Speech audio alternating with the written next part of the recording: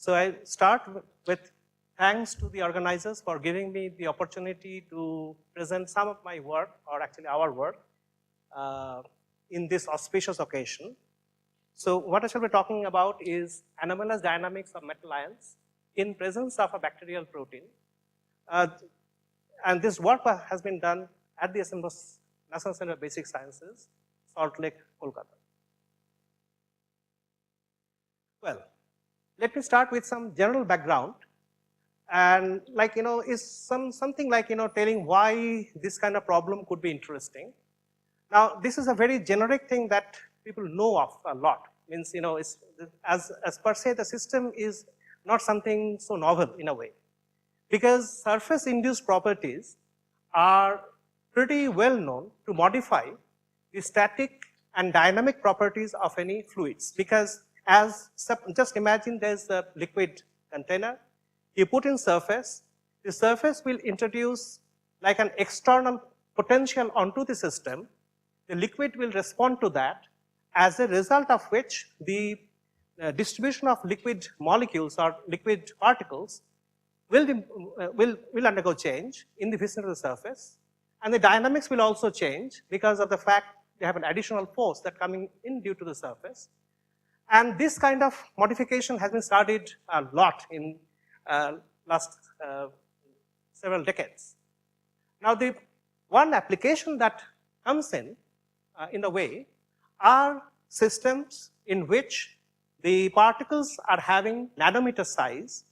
For nanometer size particles, the surface area is pretty large. When I'm talking the surface area, what I mean, surface area compared to the volume of the particle is pretty large.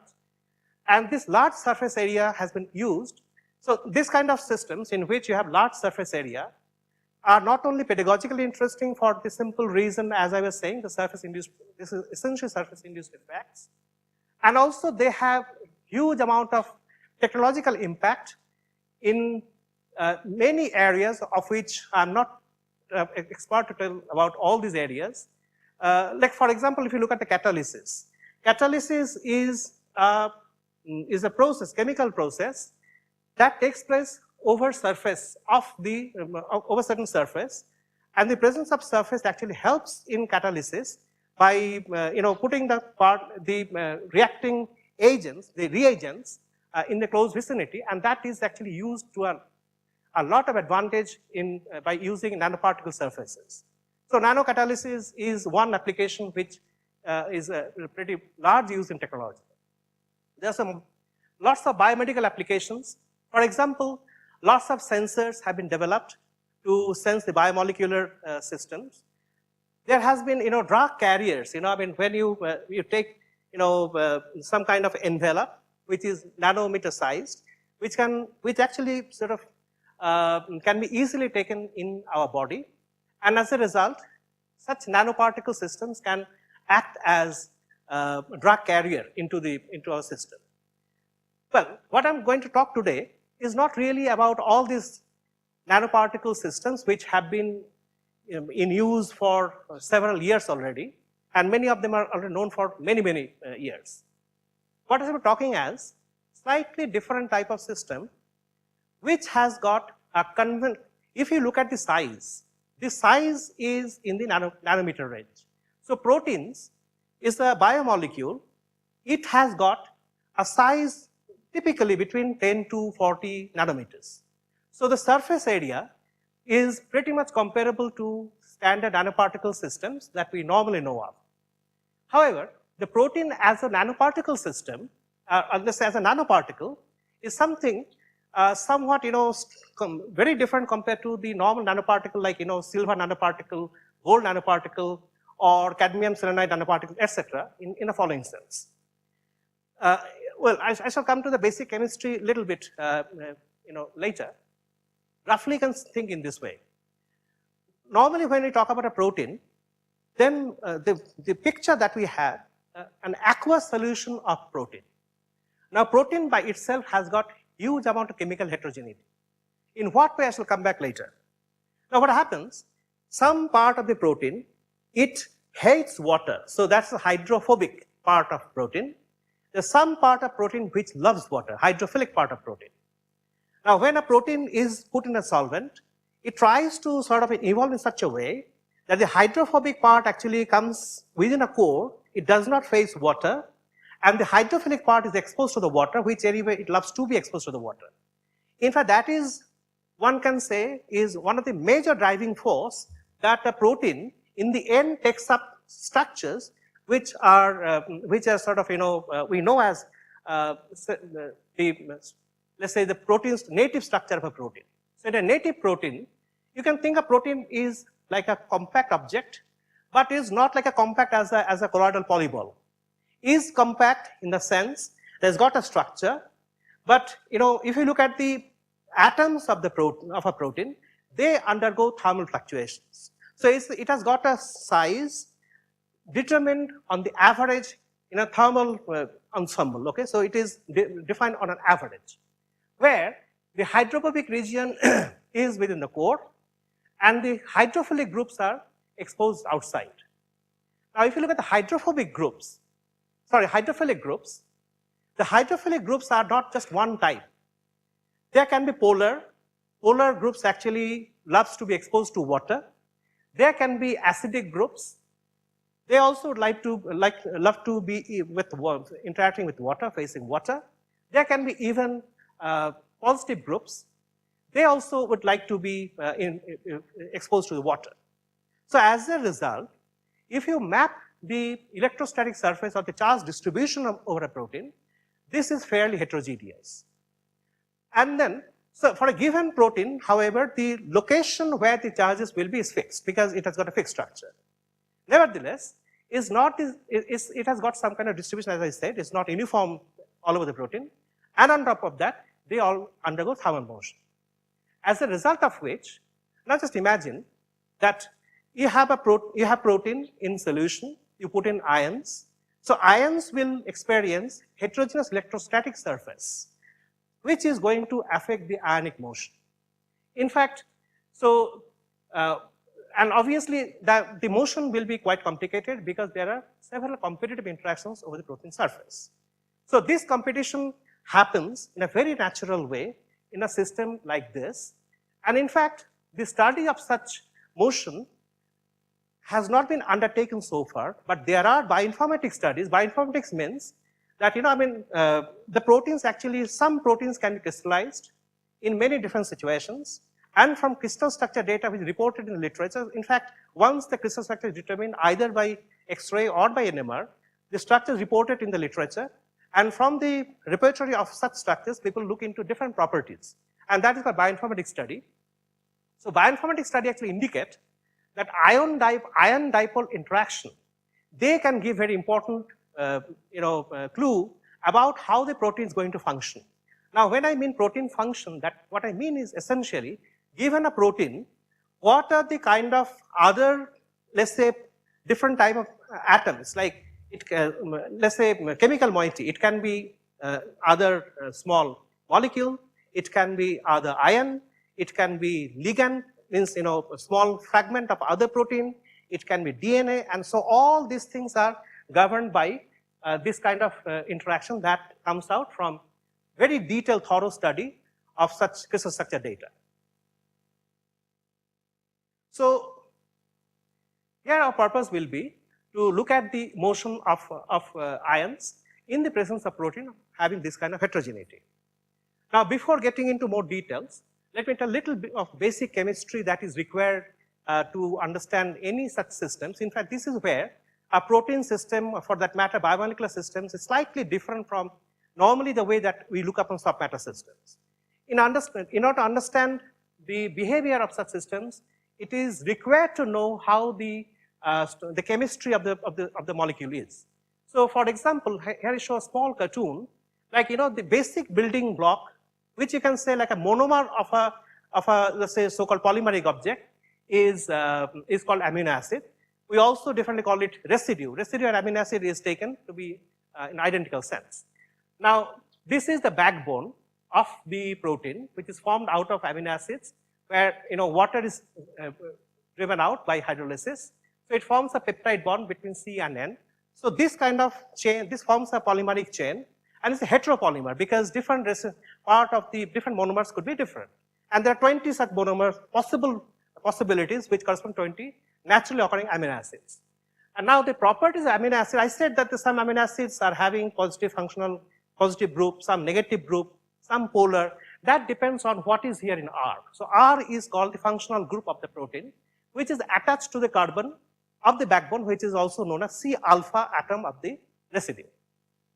So this is a cartoon where actually, so this is a side chain. Depending on what functional group is present in the side chain, and also it also depends on the pH of this solvent in which the protein is dispersed. This functional group takes up different properties, either basic or acidic or polar, etc., etc. Now, given a sequence of amino acids having its residues along with them, so this is like, you can say this is a primary chain of amino acids. Now, this primary chain actually, so this is, let's say, you can say is a caricature of unfolded situation. They undergo folding, and the folding happens in such a way, as I said, that the hydrophobic core gets inside to avoid water as much as possible, and the hydrophilic residues depending on, again, on the functional group, they actually are exposed to water. Okay, so this is a typical caricature. This is a famous protein folding problem. Nevertheless, we are not going to attack protein folding problem. To us, the protein is folded. We know that these are the residues which are exposed outside to the solvent, and we are now trying to see consequence of such having such heterogeneity in interactions. So what we do is the following. We study the motion of metal ions in the presence of a bacterial protein. Why so? First of all, let me tell you why. First of all, I explained the heterogeneous surface. While I talk about heterogeneous surface, I mean heterogeneity in terms of electrostatics. The electrostatic interactions are heterogeneous. Now, bacterial protein, because as I said, when we talk about protein functionality, what we essentially mean how the proteins are participating in different type of chemical reactions. Now, bacterial proteins are important in the sense that such studies will tell us what kind of proteins in bacteria are involved in different type of virulence that causes to different organisms, including human beings. So, and in many cases, many bacterial proteins are being found, but it is not known in many cases how the protein should function. Okay, so that is one point. Secondly, why metal ion? We know from the textbooks that the organisms require trace amount of metal ions to survive. In fact, the metal ions are the ones which quite often are taken up by protein, which forms a functional part of the protein or structural part of protein. I showed you the structure like this. Now, okay, it's not for this protein, but there are several proteins which are pretty big in size. There are pockets in which the metal ions actually get in, so it gets a structural stability. Okay, so all right. So now, obviously, because metal ions actually gives the structural and functional scaffold to the protein, is interesting to see, given a protein, what happens to what the metal ions do for them. That's a very generic question in the context of biochemistry and molecular biology. Okay, now the protein that we study here is called STY3178. It's a protein that has been actually expressed and purified in-house.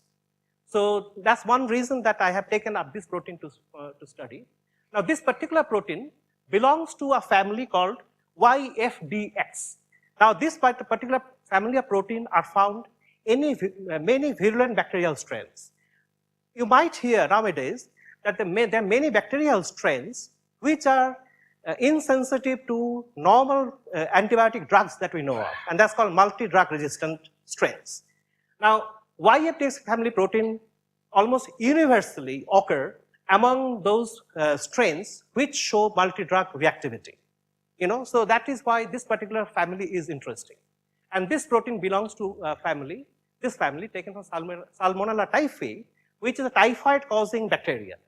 Okay, and that's something in India and many parts of the third world, typhoid is a major intestinal disorder that actually draws a lot of attention. And also, as a result of multi-drug resistance, the treatment of this kind of disease is becoming more and more difficult.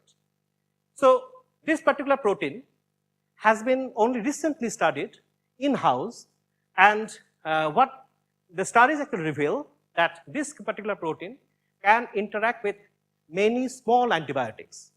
And like, antibiotics like ciprofloxacin, then ampicillin, so these are all small antibiotics, so it can actually interact with antibiotics. This particular protein is very stable in a wide range of temperature and pH. So the idea is that suppose you take a protein in a solution, you increase temperature, the protein structure does not disrupt so easily. Similarly, if you take very high or very, essentially you go from acidic to basic medium, that also does not cause the protein structure to alter too much. Now, this particular protein is found to be trimer, so it is like, several units, three units of the protein sort of coming together and form a structure, and this particular structure shows all these properties.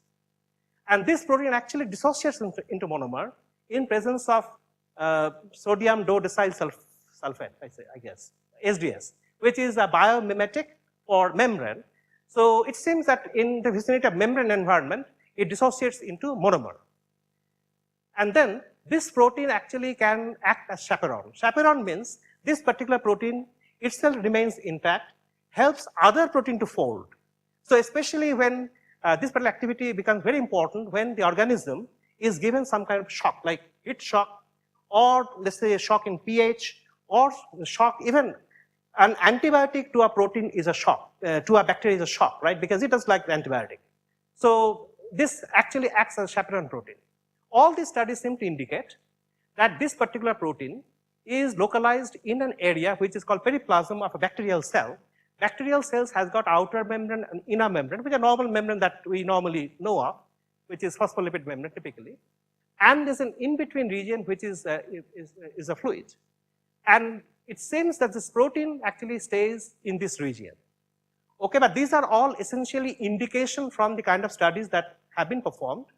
There is no real, there's no these are all in vitro studies. There's as yet no in vivo studies done for this kind of systems. We have taken this protein to study the metal ions, the dynamics of metal ions of magnesium and calcium. These metal ions, why? Because these are the most abundant metal ions in an organism. Okay. Now there's of course another reason that we want to study the motion of metal ions.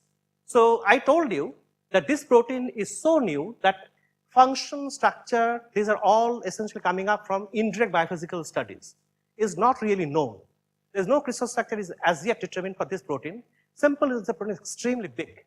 There is not yet known under what circumstances this protein can be crystallized. Nevertheless, the experimental observations that I quoted, they sort of compel the protein should have a structure like this. So it has got helical structures like this, then there are some sheets like this, and these two regions are connected by this region which has got a lot of loops. These are the loops. Now, if you look at the electrostatic surface, because that's something I again remind you that these proteins actually has got the hydrophilic groups exposed. Now the red regions are the negative charge distribution, the blue regions are the positive charge groups. Actually, I should say the groups. Now the total, if you add all the charges, then it turns out that it's got a net negative charge. So that is likely to show interaction with metal ions. In fact, that has been again, in-house experiment seem to indicate that this indeed shows some sensitivity if you put in metal salt into it. The salt should be at a very low level. If you have too much of salt, then protein degrades.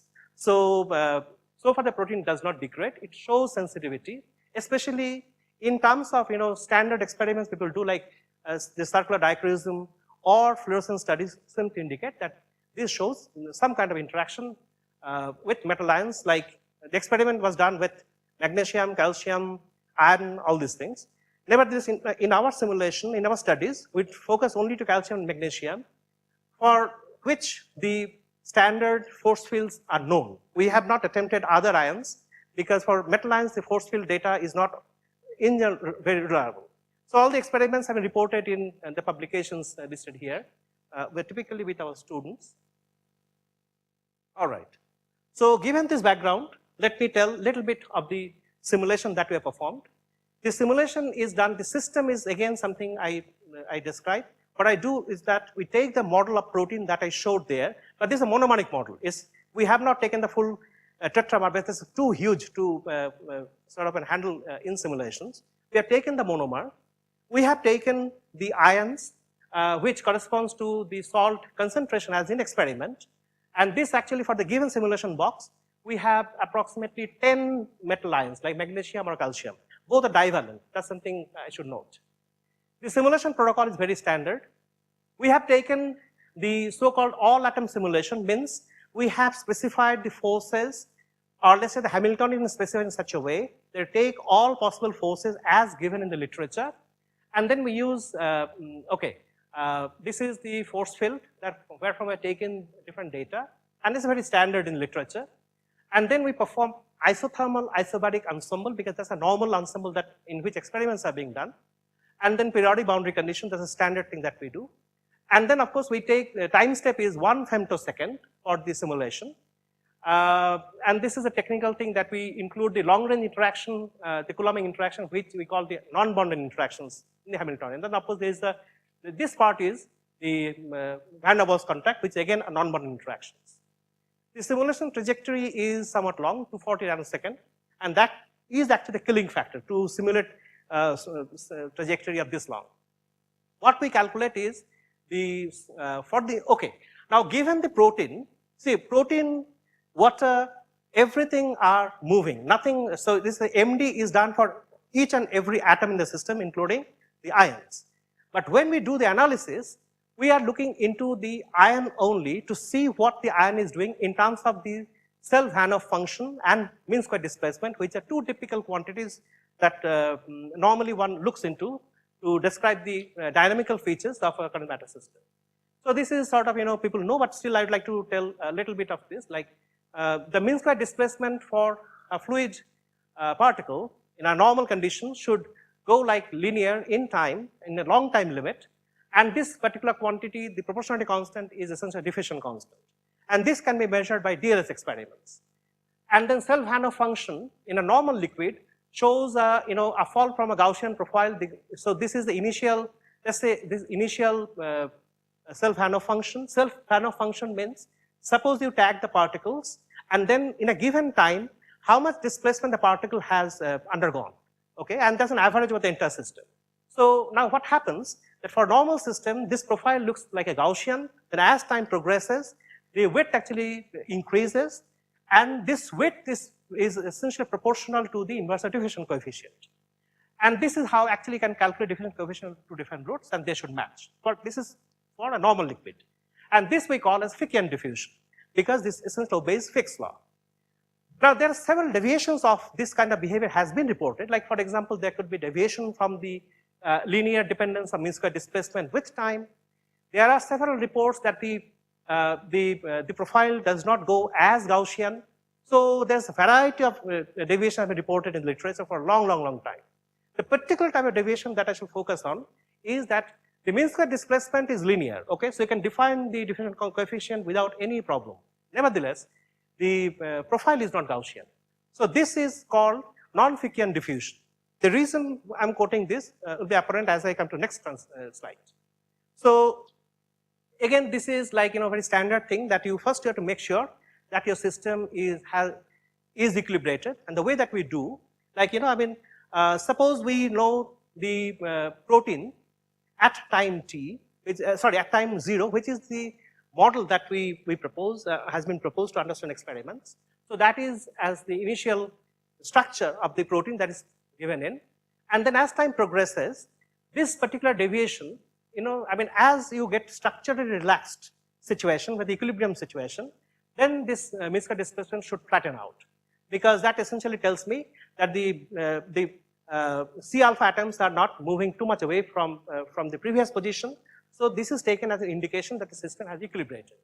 So these are, okay, so now we do the analysis on this part of the trajectory where typically you say there's a flat portion. We don't consider this portion because this is where the displacement is still rising with time. What we look at is the first self-Hanover function. Now, the self-Hanover function for magnesium ions, for example, it looks like this. First of all, we go up till the time which is like, is comparable to the backbone relaxation time. What is backbone relaxation time? Like the protein backbone is a part of, some kind of medium, and if you just displace the C alpha atom, that's why I told C alpha atom will be used again and again, C alpha atom, then how much time it requires to get back to its equilibrium position is the relaxation time. And typical relaxation time is known to be about a nanosecond. So that is why we look into the, so of course what we are trying to look at, while the backbone is relaxing, what is happening to magnesium ions? Once the backbone is relaxed, then everything, the dynamics will be again essentially over a relaxed state, which is not interesting to us. So, and this is how it looks like. So for very low time, it falls off like this, and then it shows a kind of a broad feature like this, and then it sort of falls off. If you go to slightly larger time, so this is the average over all magnesium ions, and then it shows some structure like this, and again it goes up. So basically, what happens that these peaks actually merge together to a peak like this, which is again suppressed with time, and finally it's suppressed around this time. Now, if you take the let's say now if you plot the log of this quantity as a function of time, as a function of r for different times, you see that the tail part actually shows a linear dependence. It's a clear linear dependence, which essentially tells that the self-Hanover function for magnesium has got an exponential tail, which is not like as normally one would expect. Now you go to calcium. If you go to calcium, what happens? So again, for calcium, it starts and then it falls off, and we look at the log of this thing as a function of r, and the tail actually shows a square dependence. Yes? No, this is, see, this particular r is the distance between the, so suppose you take a magnesium ion, okay? So this r is the displacement of the magnesium ions from a given position. This has nothing to do with the backbone. All that we are saying that we are measuring this quantity while the backbone has, till the backbone is relaxing. That's all about it. And in fact, it turns out if you go to a time scale, which is like about a nanosecond, this thing actually dies off completely. So you don't get some interesting feature dynamics in that time scale. So that happens before the backbone relaxes. And okay, so this is a signature that the system has got a Gaussian profile, which normally one would expect for normal diffusive liquids. Now we also calculate the mean square displacement again for the entire system, and then what happens? It shows linear dependence. So this linear, remember for magnesium we get an exponential tail, but a linear dependence of mean square. Hanover function had exponential tail, and the displacement is linear. So this is, for calcium, is a perfectly normal Gaussian Fickian diffusion. For magnesium, the self-Hanover function has got exponential tail and a linear mean square displacement, so an indicative of non-Fickian diffusion. For calcium, however, you remember that for calcium, we had the square dependence of the log and then linear dependence of mean square displacement, indicating this is a perfectly Fickian diffusion. So clearly that tells that the motion of magnesium and calcium are not the same. Now the fact that it has got the non-Fickian diffusion, that has been reported in the literature in variety of situations, and they are interpreted in the sense of dynamic heterogeneity. That means some part of the system which is moving substantially slower or faster than the some so-called average. So the question is, does it do the same thing for the magnesium ions in our case? An answer is as follows. So in this case what we do, because we have only limited number of ions, so the statistics is certainly a problem, but otherwise pretty easy to track the particles. So we track the ions and try to see what happens to the displacement probability for each individual ions. So it is more like a Hanover function but resolved to the particle, because you can see them. So what happens? Okay, so what we show here is for just one instance of time. So So this one probably for the shortest time. The fourth particle, if you look at the fourth particle, which is given by this solid line, it has got a structure like this, and then you see the several peaks in the in this particular quantity, which is again the probability of displacement of R in time interval t for the given ion. For the second particle, however, these are the things which is clearly is falling off. Okay, so the fourth, and if you compare fourth and second, for example, it shows a clear distinction in the behavior. And then if you look at the, again you can again calculate the mean square displacement of the given ion. So this is for the second ion, and this is for the fourth ion. You see the second ion shows nearly linear behavior, though there's some difference in slope in the local area. But this one, if you look at carefully, you'll see some signature of the fact that it is sort of spending, is getting trapped in certain vicinity, and it does not move out during this particular time interval. So this kind of difference, yeah, sorry, time, yeah, it is time origin average, yes.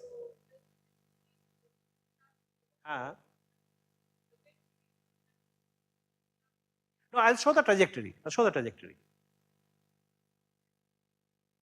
Okay. So now if you look at the calcium ions, where I remind you that we don't see any signature of deviation from the normal Fickian diffusion, we find that this is essentially linear. There's some difference in local slopes, but essentially they are all linear. All right. Now what we do, we just, okay, so you see that there are differences in slope in different regions for both calcium and magnesium. So now what we do, we take the local slope, take inverse of that, which we take as a measure of local diffusion. And if you take a distribution, so obviously for different ions, you generate a distribution. And the distribution for magnesium shows the behavior like this. So there's a distinct peak at this point and that point. So that essentially will mean that there's some ions which are diffusing slower than the other ions. And on the other hand, for calcium, it shows a sharp peak around this, around a particular value. So this will, we take as indicative that the dynamics of the magnesium ions are more heterogeneous compared to calcium. Now the question is, what leads to this kind of difference in behavior? So in order to see that, what we look at is, first of all, we calculate, we actually look at the residues which are exposed to the surface, okay? And that can be done easily by using software, or in other way that you can do that. If you look at the water distribution by the oxygen atoms, see which are the residues having more water as in the neighborhood. So they are the ones which are exposed. So now what we calculate, we take the C alpha atoms of those exposed residues and the distance of the C alpha atom of the residues to the ions and a distribution of that. If you do that, what happens? In case of magnesium, this is the behavior which essentially can say the pair correlation function of magnesium ions with respect to the C alpha atoms of the exposed residues of the protein. That shows clearly a very strong peak, it's much stronger compared to that calcium. So this is another indicative that indeed magnesium is spending more time in the vicinity of some ions. Now which are the ions? In fact, there are 27 such ions, is an average over all these ions. Now, if one can also look at the individual ions, the data would be having more noise, but nevertheless it gives indication. So what we find that these are the residues. So Q are polar, Q and S. Don't ask me the names now, I forgot the names. Q and S, S is serine, Q is probably tyrosine, if I'm not too wrong. And D is aspartic acid. So this is an acidic residue, these three are polar residues. So in the vicinity of these residues, actually the ions, the magnesium ions seem to be more localized in some way. And those residues are shown on this cartoon. So this is Q146, this is Q147, this is S173, and this is D176. So these are the residues around which the ions appears to be more concentrated. So now what we do, we also do the following. We look at the magnesium trajectory of the magnesium ion as the distance from those residues and see what happens. So for example, what we show here the fourth magnesium, I told you the fourth magnesium ion shows some kind of plateau-like behavior. So fourth magnesium ions, and then the C alpha atom of Q146, that particular residue here. So you see that there are regions in the trajectory where for quite long time, you see that if you look at this axis, the time is very, very long. They spend a lot of time in the vicinity of this particular residue at different points of time. No such signature is found for the second magnesium, where we don't see any such anomalous behavior. And so we do find for the other calcium ions. Okay. So now, so these are the ions these are the residues around which the magnesium appears to be sort of localized. Now the question is, do they form like a pocket? Pocket means there are few residues which actually are in vicinity in some way or the other. See, they can be pretty much far away in the chemical coordinate, but they could be close by the fluctuation of Euclidean distance between them. So we try to verify what happens to the distance fluctuation of those residues. Here we show one illustrative case. You take Q147 and D170, Q147 is this one, and D176. So this is acidic residue, it's a polar residue. We take the side chain atoms and try to figure out what is the minimum distance at a given interval at a given snapshot, it's a given configuration. Those side chain atoms could be, take the minimum one and look at the histogram over the trajectory. The histogram shows that there is a strong peak around 6 angstrom. There's a peak at 10 angstrom, which is a little bit far, but 6 angstrom is somewhat close because all these residues actually, so that essentially means that the residue may be far away, but by virtue of the fluctuation of the side chains, they can actually come close and stay in close vicinity for quite some time. It's an equilibrium picture essentially. We take an average over time. So this indicates that these residues actually can form a pocket. It might appear a little bit in a gap because the side chains are not shown. I should ask my student to show the side chains. She drew the picture. Okay. So now the point is, if we see that these residues are making binding pocket, see, it has got a acidic residue and polar residues. The reason that we believe that calcium is not localized by this residue vis-a-vis magnesium is just the size. Magnesium has got much stronger positive electrostatic charge density compared to magnesium. Now we take, see, this is an ion, right? Suppose we take a polypeptide, which is a fragment of protein, which is rich in positive charges. And in fact, there are several such polypeptides, which are in fact very important in our body. Like what happens when the bacterial cell attacks, then our body actually responds by sending so-called antimicrobial peptide, which are rich in basic residue, and they seem to interact with the proteins not known like the molecular biology is not clearly known, but they actually seem to kill the virulence of the bacteria.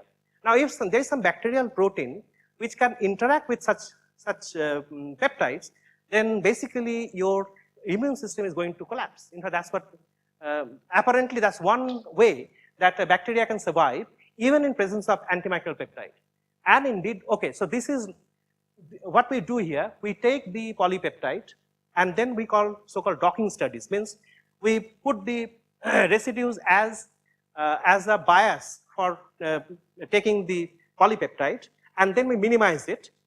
This is not what the picture that is shown here is not a result of some molecular dynamics simulation. It's just an energy minimized calculation, which shows indeed that one such polypeptide that we have taken is TAT protein, very, very important polypeptide. So that actually seems to get into this pocket and stabilize by this, because here the basic residue are coming from nitrogen, and nitrogen is a very small atom even compared to magnesium. So that actually helps electrostatically to get bound onto this pocket. And the other thing I'd like to point out here, that I told you that these proteins actually can, in water, they remain as a tetramer. We could not do tetramer, it's just too big. Even this particular small protein, which appears too small, is having 200 residues. It's a huge system.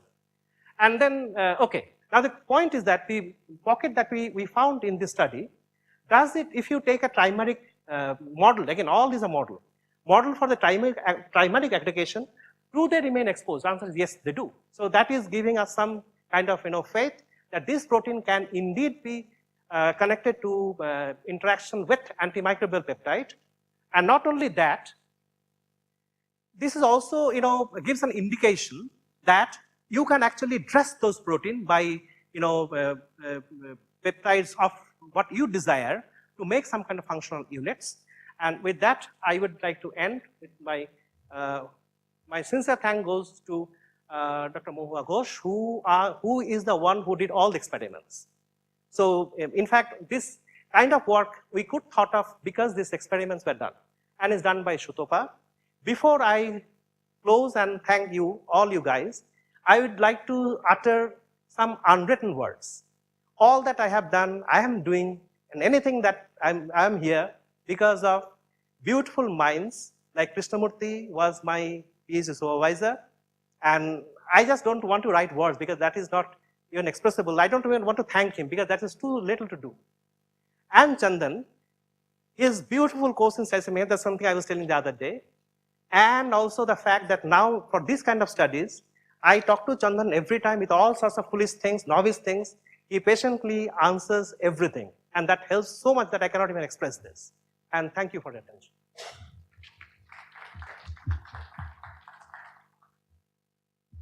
Questions?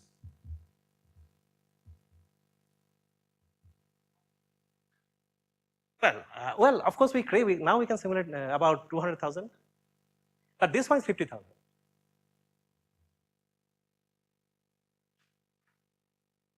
Well, 240 is nanosecond. So first 100 nanoseconds is taken out. So remaining 140 nanoseconds. Trajectories, no, we couldn't do that. It's impossible. In principle, one should do that. Yeah? Huh.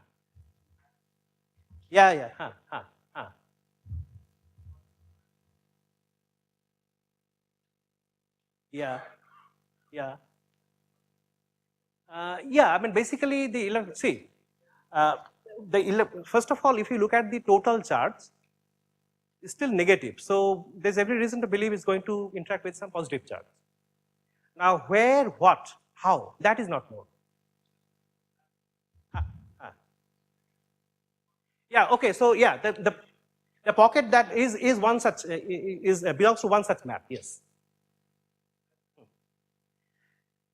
Not always, because you see the things are more complicated. See, this is not a static. See, this what we have shown here is just for one configuration. But the things are moving, right? Everything is moving. So you do not know on the average, this map can be still persist. That is not known. And that's very difficult to say.